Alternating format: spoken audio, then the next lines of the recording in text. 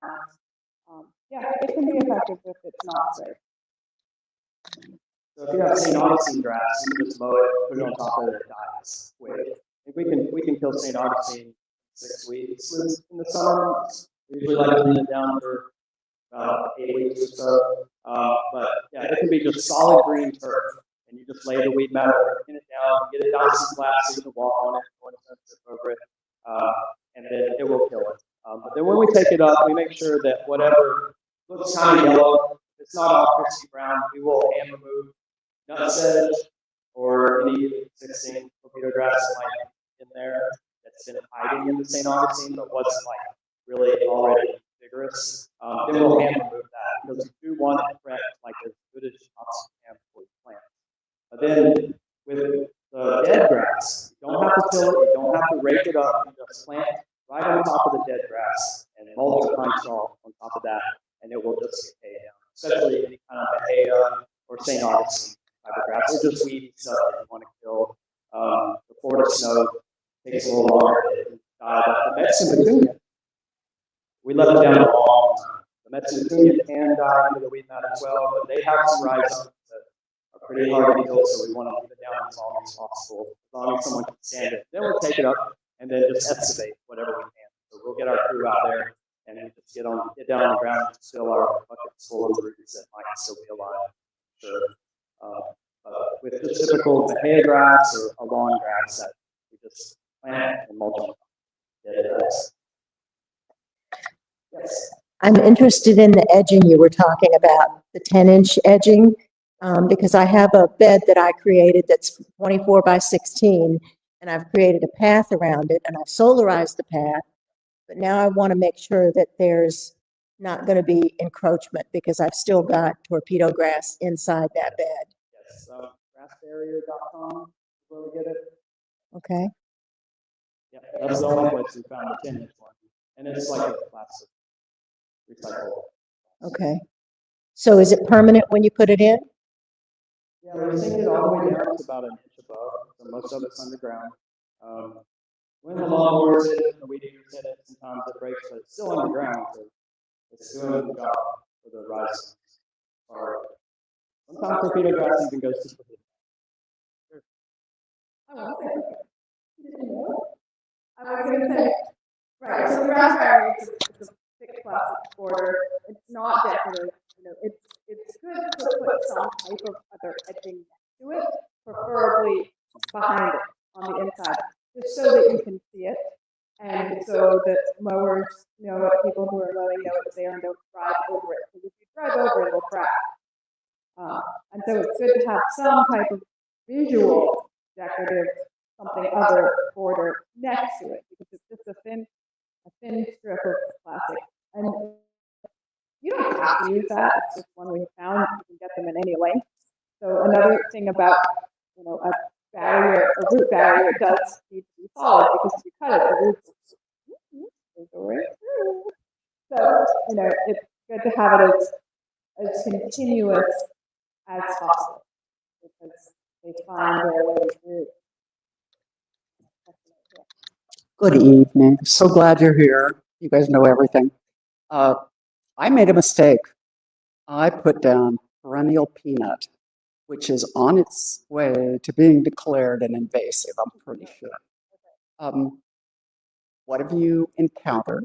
What do you recommend? And also, does solarizing mean you're actually cooking it, cooking the roots and stuff? Pretty much. Yeah, solarizing is basically baking the top couple of inches of soil. Yeah, we did. I've never actually had to kill perennial peanut. Normally you go to people's yards and they're like, I tried to plant it. Well, grow. I want something else. So if it's growing good, I would just lower it and solarize it. Or put something else. It doesn't have it's super, does it? I'm asking you. Yeah, well, like I said, we don't plant it. I never. It was like, ooh, right, it died. So now I need something else.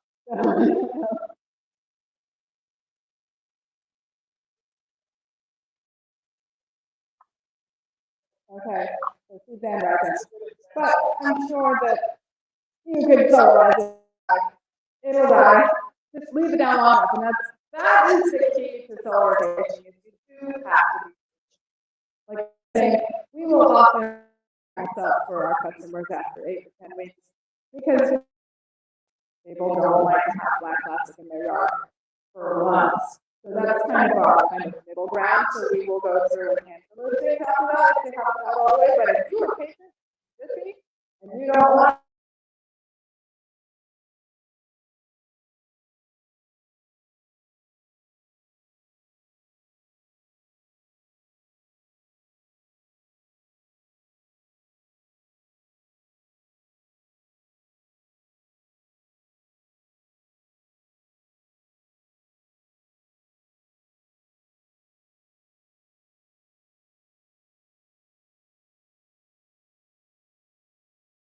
weed mat, and over time, don't maintain that weed mat, it can get out of control. And we had to come regularly just to weed the edges. They would get up this high around the edges of the weed mat. It's all sneaking out. So we were constantly coming around just to keep it open. Also, if it starts to fall over on top of the weed mat, it's protecting the grass you're trying to kill and it's cooler from heating up. Another picture all the way down the side yard. That's just all the debris. And so what we would do is we'd eat all down the edge. So the neighbor's house that's on this side, they didn't want to mow so close to the mat. It would get wrapped up into the mower. So there'd be a tall edge of grass, and we would come through. We'd eat it real close to the mat and then blow it all off with the blower, get it off the mat, so it's just open again. So the longer you leave it down, the more you have to take care of it. Question? Hi, about solarization, is it only done in the summer or can I do it year round? You can do it all year here. It's much faster in the summer. If you were dealing with really tenacious spaces like torpedo grass, you might want to do it in the summer months when it's really hot. If you're doing it in the summer months and we have a month of rain and clouds, those don't count. If it's cloudy and it's not heating up the mat, I mean, it's kind of suffocating it, but it's not heating it up enough. So you have to go a little longer. And so in the winter months, you might have to do a little extra long. So we peek under, or we get our customers to get a picture underneath, and if we see anything yellow at all, like it's alive at all, not crispy,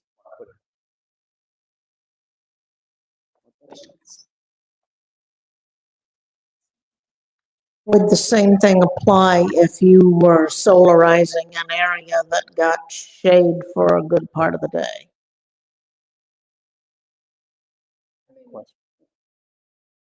but it does take longer. Yeah, we will still solarize and take, because that's what we do. Right. Sometimes hopefully there's not much growing there already. Oftentimes in the shade there. But it's still just blocking the light. So there's the heat aspect of baking, but there is also just the whole blocking the light. And that's, so if you do research on solarization, a lot of recommendations is to use clear plastic or clear biscuit, which is for the baking, like for the actual sun solarizing baking mechanism. We tried that, but because we do this regularly, we found that the black woven wheat cloth, well, we can reuse it, so we'll use it in multiple people's yards.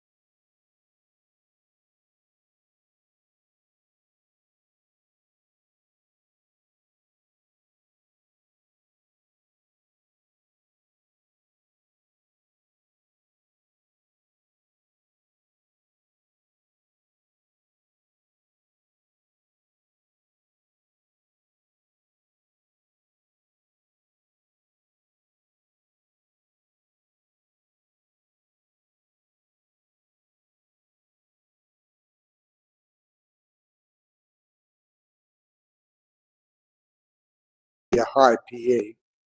And I assume most of the data plants are used to a higher pH. Most of our plants like the acid. There's a few beach plants that need the right, is it low pH? The high pH. The calcium, right? Like Canadian paper, you still have to that. That one has a pH requirement, and it has done really well in some areas, and then really awful in other areas.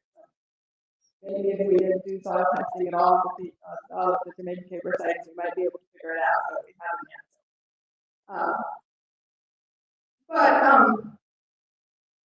Yeah, our soils are typically pretty acid, mainland.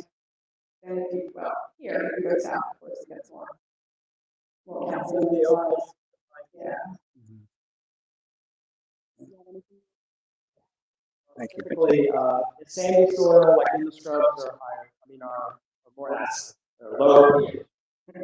They're lower pH. Sandy scrubs, because they've been found sand for so long, calcium carbonates have washed for centuries. And the closer to the ocean, or the closer to the coast you get, the higher those islands. South Florida is more limestone, so you get more alkaline soils where we believe the caper prefers. Although we've seen it in shady places in Palm Bay, it should be acid, green as anything.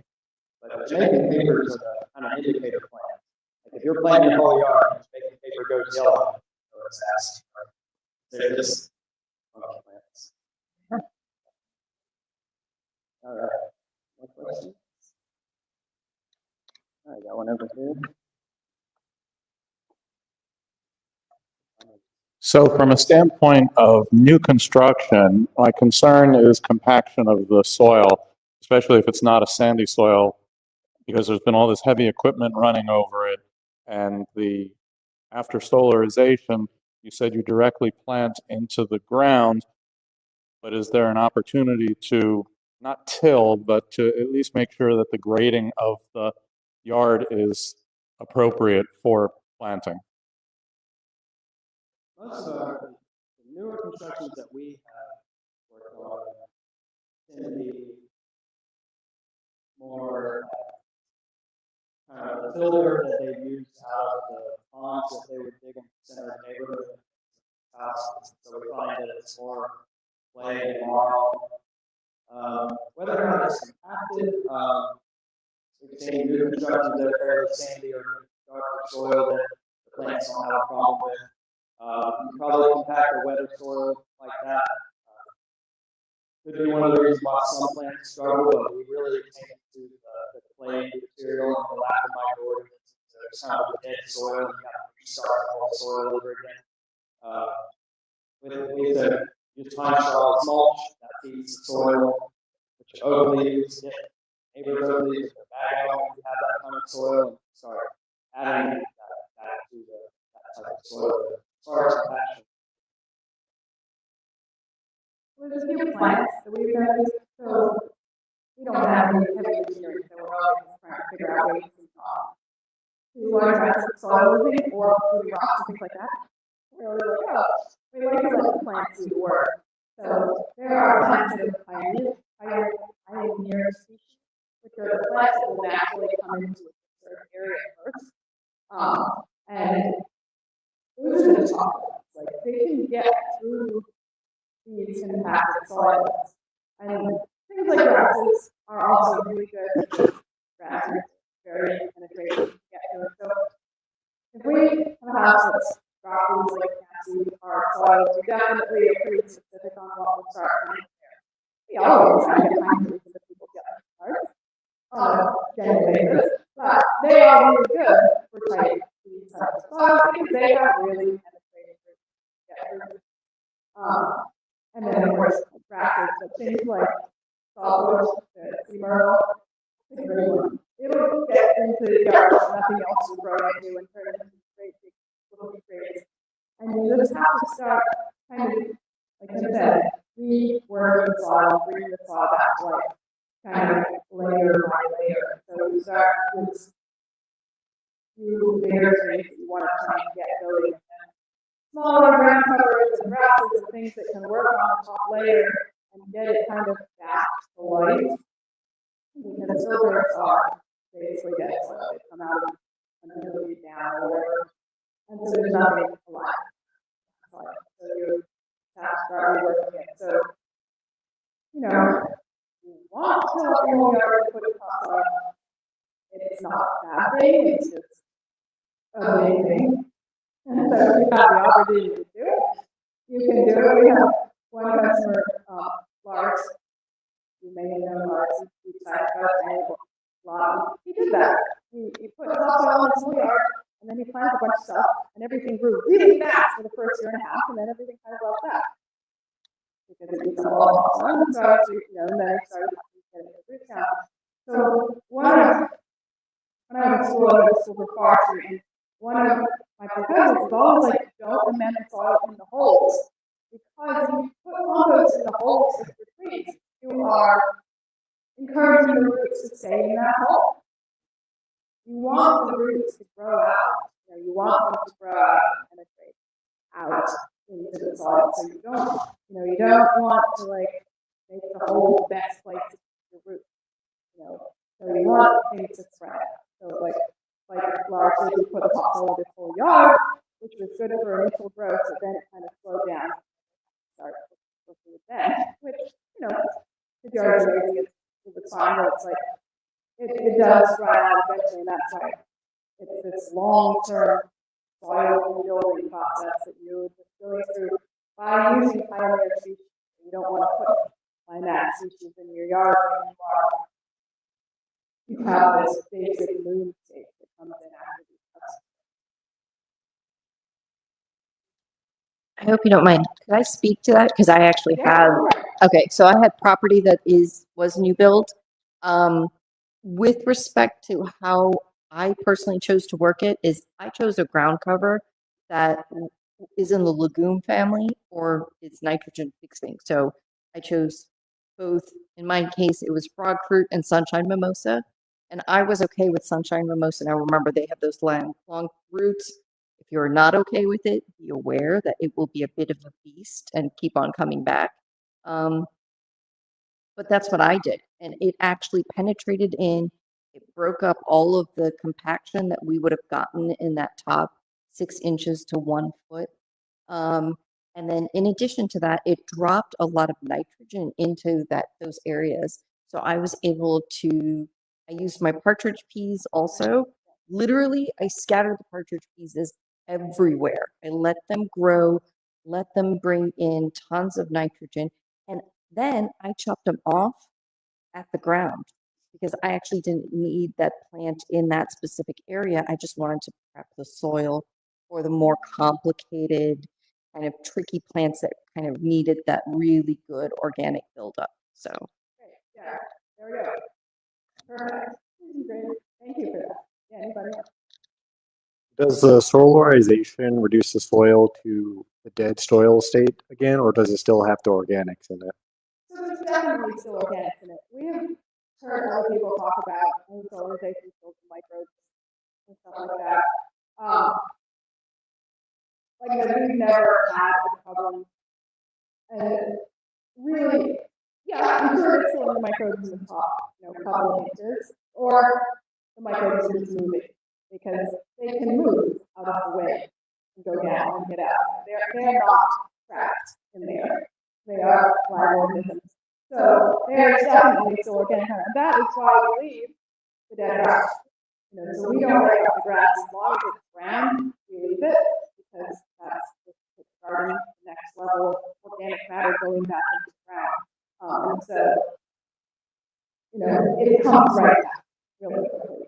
Not a chemical wasteland of any sort. There's no residue left from the things that were put on there. So it comes back to life as far as we can see. Of course, we've never actually taken any soil samples, but my kids used to do science projects when they were in school. Hey, they're too old. They don't do science projects anymore. So I was always making them do things in the plant. As soon as I have records here.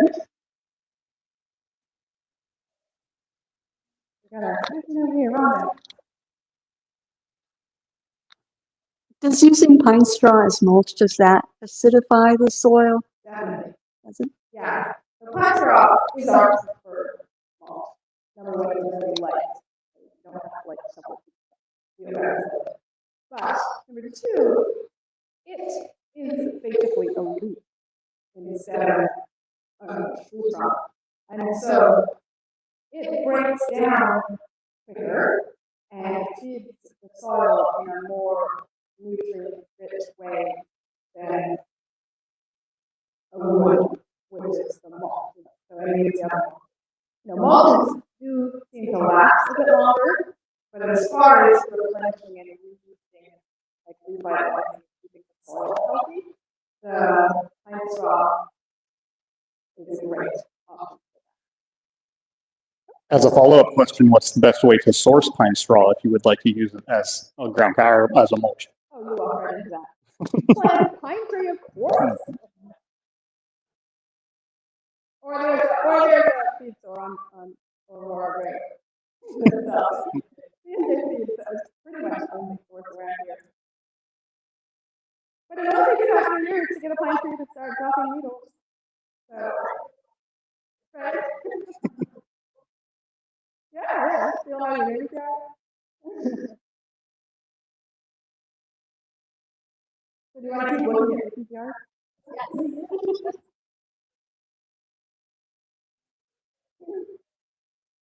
So do you guys notice the hedge when you pulled in? The hedge is now engulfing the driveway. So that's the other thing. So we lost all that grass, but we never actually had to get rid of that grass. It just got rid of itself. Or the cocoa plants just got rid of it. It was great.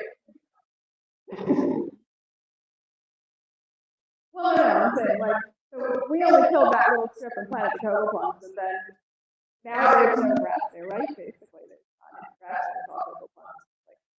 Like, the plants fill space naturally, so you don't have to. Well, plant them, you have to let seeding and mowing. So there's the front yard, and it's infinity.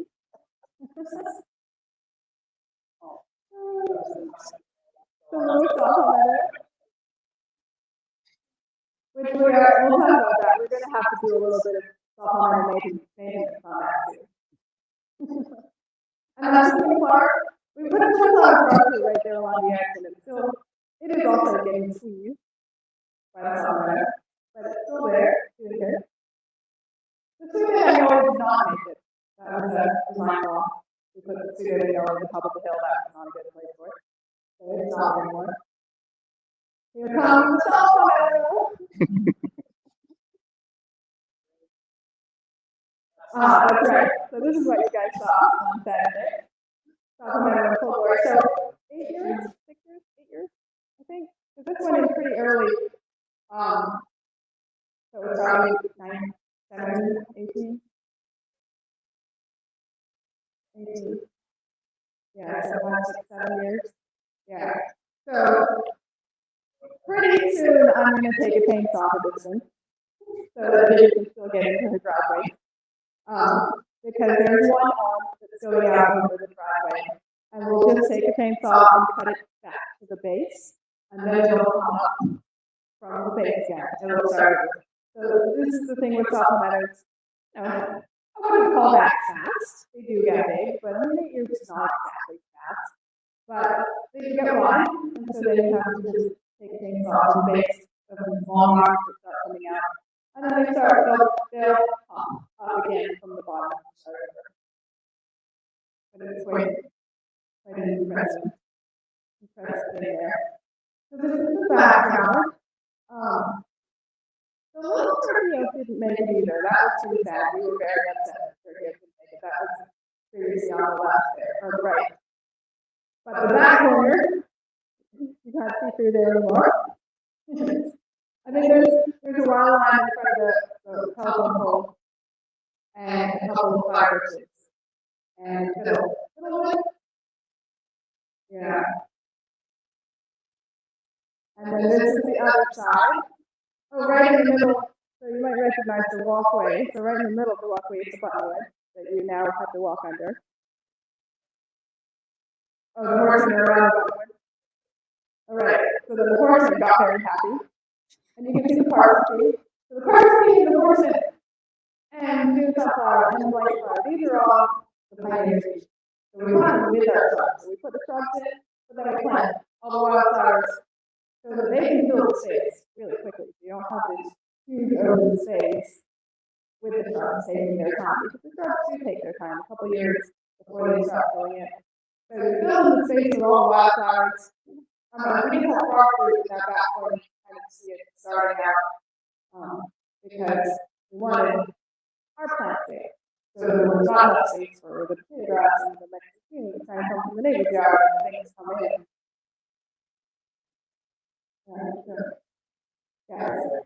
Another arrow of the. Alright, so here we put plants out on the trails and mulch in the beds. Since then, we have changed our practice. Now we put plants out on the beds and mulch in the trails. There we go. Aha, see? June sunflower, grandcoat, taking up the space really nicely, so you don't have to, right. So we're starting, like we're growing, the roots are spreading out. Of course, we had great soil. Her soil was not bad at all. But still, we want it covered. We want to have our plants there taking up the space the weeds on it. So this is now. Lovely little trails through the very large shrubberies, trees now. We've got a vine sleep on the back corner.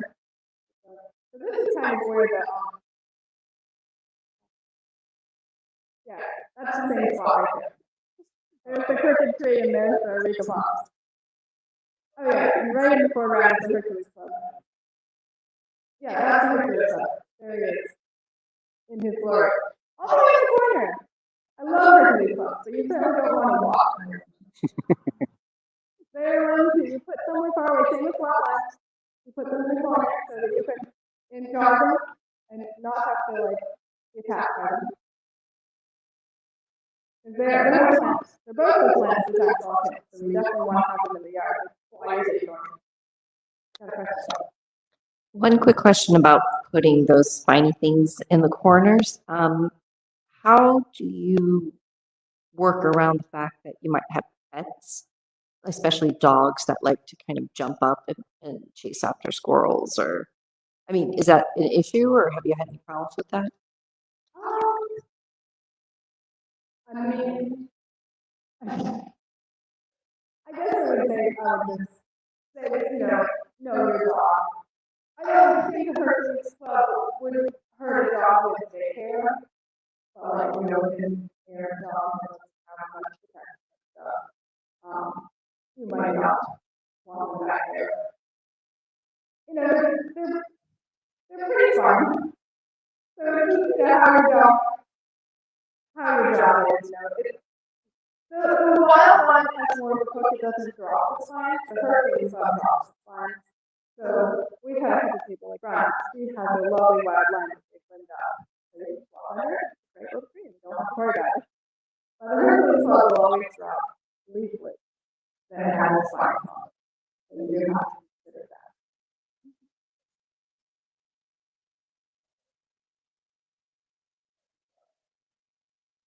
This is the front. The detached, and now not see at all. It's great. What is that? It's great little marlberry, and this whole front corner. So really has is awesome because we have a scrub in the back area and a marsh in the front area. So the front area has elderberry, which is very happy in this front corner. Border. Is it what? Where? That's it. Yeah. This is right after the planet. So this is just mixed hardwood mulch. This is just the hardwood mulch. Yeah. Which, it lasts a long time, but we don't mulch much at the big house anymore. We just kind of will sometimes do edges, or they'll do around, there's just not a lot of space left small. So in the long run, we end up just kind of using your mulch and borders and edges and just for small decorative spaces, or, because there's not backs anymore. Okay, so that's the detail. This one was on the tour, but this shows a good example of like hitting the weed back down good. And that's something we really wanted to drive home. So you have to get that weed back in down to the edges. Other places, especially next to sidewalk, the soil is often higher than the sidewalk, or especially the grass. If the grass grows up, some of these places go, the grass is like this much over the sidewalk. So you've got to get it all the way down and just pinned into the edge as best you can. And the edge next to the grass, too. You really got to pin that down so that you can mow right next to that. You don't want to have to not mow next to it, like when we did earlier, grass. This is actually not something I did. Maybe this is the other way. This is what it was like. Conradina. This is probably a couple years, 5 years, I think. There's a way down to the paper along the walkway. And that's the other direction. I think it's. We've got most in the foreground, and then I think that's Oregon Hill. Oregon Hill, of course, is the left side. This one we did trim. I did plant high. So these are things we learned. Oh, the cheaper gets really wide. I planted it too close to the sidewalk. And so there's a lot of chopping that goes on this one. I would have put the newspaper like 3 or 4 feet back because it would have reduced the trimming a lot. Because the newspaper makes a really good edge because it gets solid, and you want something along it that is like a road or a driveway sidewalk that you can step on, but not walk. The newspaper will do that. If you put it back far enough, it will kind of make this soft edge come down. This one is a little bit more soft, not so soft. Okay, here's another example of this, yeah. And I see that job. This one. This is our cooking grass experience. How much time do we have? I don't know what time it is. Okay, cool. So this is a field. 4 acres.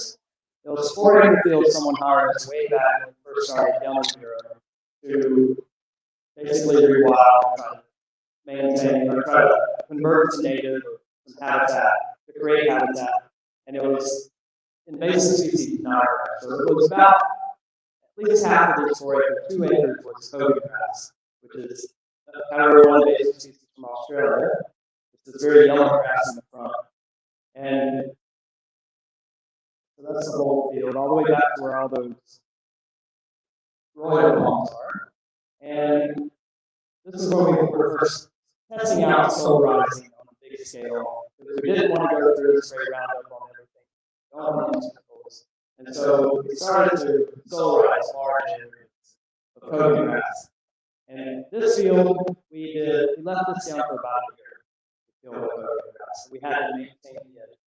We started off week. We were out constantly there, week every week. And we were finally pulling it back. And after about, a year? After about a year, we pulled it back, and the kobe grass was dead. It did not come back. And a lot of other native landscapers said, you're going to have to spray it, you're going to have to. We wanted to try it this way. And leaving it, we had very patient homeowners. They were very, very patient. They let us leave it down. We were dealing with different parts of the property while this was happening. And so we were just trying to kill this massive area of grass. And it was working pretty good. And you can see we were just extending the weed mat, so we killed this part, we pick it up and move it further in, and go through that process every time we were ready to start planting. And so we started planting that area. We turned it into a pretty big meadow. A lot of the oak trees coming up in the mat that you see just started coming up naturally in that area. Live oaks and more oaks. So we just weed matted around them, around the base of them, and let select ones grow that wanted to. The seed sources were there. And we planted goldenrod, horseman, ironweed, sunflower, like flowers, everything in this front meadow. And then along the sides, we were planting slashline and Fakahatchee grass, which is great for establishing very fast and competing with other invasive grasses. So if you have a bigger area and you want to compete with torpedo grass or something, or very aggressive weeds, Fakahatchee grass is a great competitor. It really hogs the space. Why? It won't let anything grow under. So we would just go around and weed it weekly, keep the other stuff down, and select for the plants that we were planting. And then a few years later, the pine trees were getting up to about 25 tall. We had lantana, all these beautiful sweet acacias that would just bloom. So you can see we still have the map down. We were solarizing and just creating lots of habitat. We were seeing all kinds of creatures there. So that's the last picture, except for this, a few pictures of flowers. But that's just another example of some areas that instead of trying to saw move, but we don't have machinery, not using chemicals, it's an organic way to try to start clean, get rid of the logs.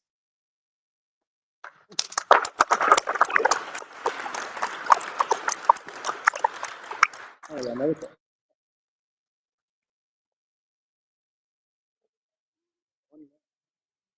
So first of all, where was that again? This is in Vero Beach. Oh, okay. So to take it from huge back down to small areas, I'm looking for some sort of tool that I could use. Maybe it's a weed whacker. I don't actually have a weed whacker yet, but because I've got a lot of curvy edges, but then I also have a lot of density underneath, like saw palmettos. I'm sure it's two different machinery. I just, in your experience, to kind of keep things tidy, especially around these kind of tight edges with stone potentially, or like even just natural paths, like, do you guys have a recommendation on certain types of tools to be looking for? Make sure to keep the path in the same place. Yeah, exactly. And like, but also like I just find I get a lot of growth underneath some of the sharper saw palmettos and things like that too. So it could be like an edger and a weed whacker, but I don't know. Yeah, a little bit. So, mostly right now it's the Florida snow, some of that, and then some other types of grasses. Try to limit up a little bit. Yeah, underneath, yeah. Close and it down. It's a really good tool to use, especially if you don't have time to just get down there and pull it out. Sure, okay. But like edging, do you guys have like specific for like an edger that you love, or yeah, potentially, or like I don't know, it's the magic machinery. There's no magic, unfortunately. But I mean, these little better kind of weed eaters are great. Because they're like, I don't smell this or stuff like that. And so, when you're doing it, you can get around the plant easily, you know where they are and stuff like that. Because, like, Florida snow, it just goes over. So there's not really a border that you can put in to stop Florida snow. It's like a wall. So these little, some little like weed whacker that is, they're small, so you can get around. You can get up on the top of mountains and don't have to dive in. It's good.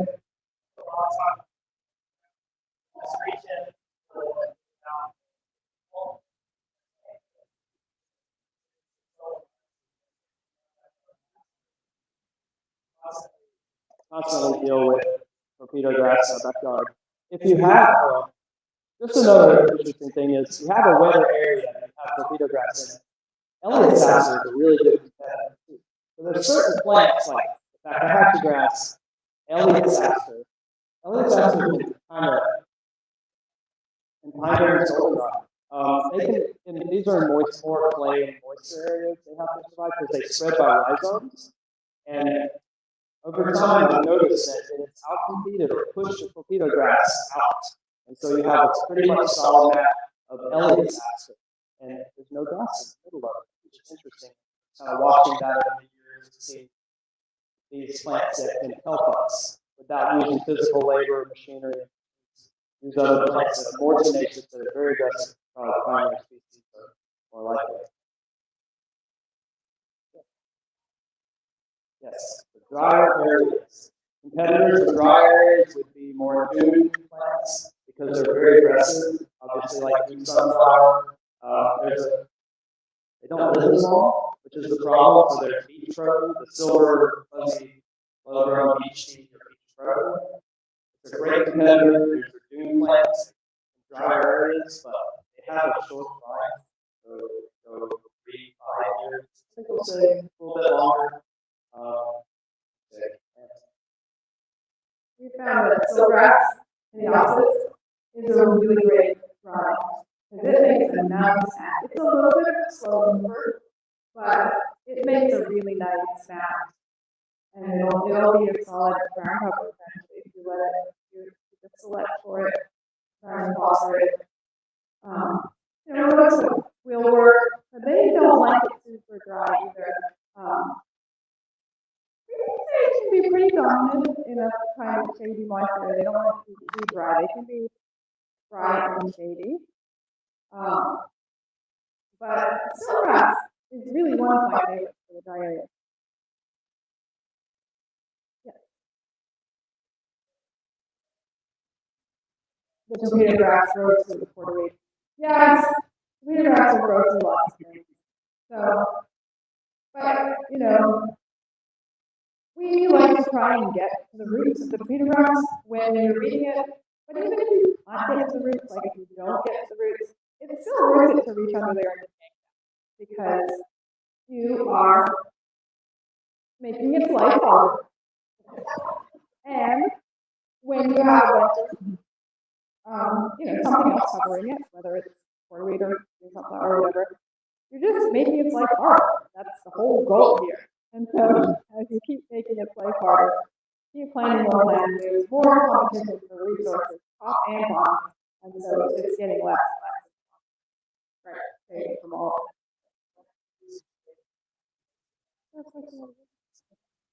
How easy is it to propagate the seeds from the dune sunflowers? They come up really well by themselves. Yeah, but mine are getting You can. I laugh because you would think we'd be able to grow them really well, but they are funny about coming up in pots. The trick is don't bury them and don't keep them too wet. If you want to try and propagate them yourself.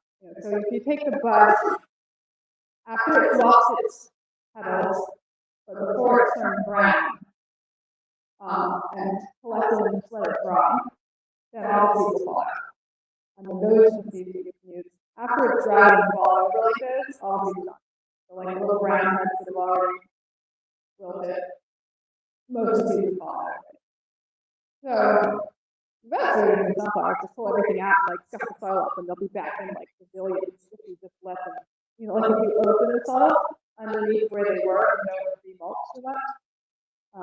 But if you want to try and grow them yourself, just pick the head and let it dry and find the seeds and then sprinkle them on top of whatever substrate you're growing them in. Keep them moist and not too wet. Put them in the sun. Okay. Yep. They are good growers.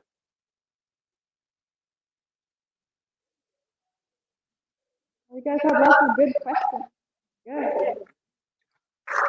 Thank you, guys.